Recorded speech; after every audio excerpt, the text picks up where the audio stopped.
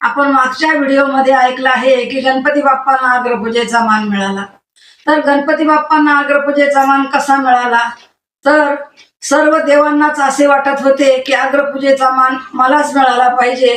हा वाद घेऊन सर्वजण ब्रह्मदेवाकडे गेले आणि ब्रह्मदेवाकडे गेल्यानंतर ब्रह्मदेवाने त्यांना सांगितलं की जो कोणी पृथ्वीची प्रदक्षिणा करून अगोदर माझ्याकडे येईल त्याला अग्रपूजेचा मान दिला जाईल।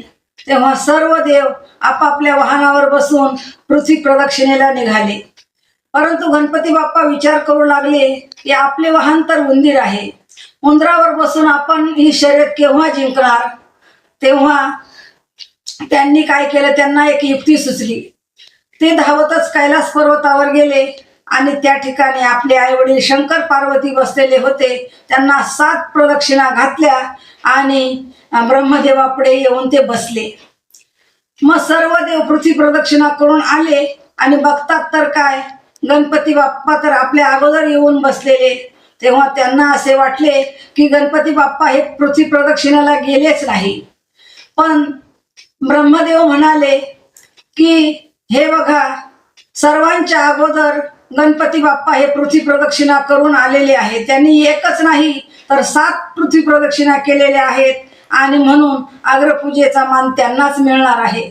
तेव्हा सर्व देव म्हणाले की अहो, गणपती तर पृथ्वी प्रदक्षिणेला गेलेलेच नाही, तेव्हा त्यांना कसा मान मिळेल? तेव्हा ब्रह्मदेव म्हणाले की देवांनो, तुमचं म्हणणं बरोबर आहे, पण गणपतीने काय केले तर आपले जे आईवडील आहे, पृथ्वी समान आपली माता आहे आणि नारायण समान आपले पिता आहे, असे आपल्या आई वडिलांना त्यांनी 7 प्रदक्षिणा घातल्या आणि म्हणून अग्रपूजेचा मान त्यांनाच दिला पाहिजे।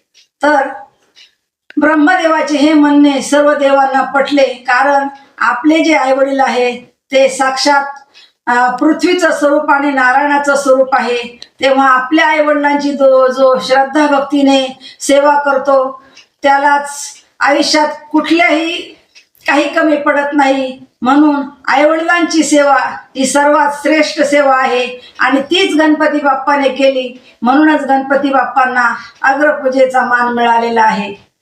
तर सर्व भक्तांना मला एवढेच सांगायचे आहे की ज्यांना आईवडील असतील त्यांनी मनोभावाने आपल्या आईवडिलांची सेवा करावी आणि आपल्या ज्या मनोकामना असतील त्या मनोकामना सर्व पूर्ण होतील। जशी गणपती बाप्पांना अग्रपूजेचा मान मिळाला तसे आपल्यालाही सर्व कार्यात यश आल्याशिवाय राहणार नाही।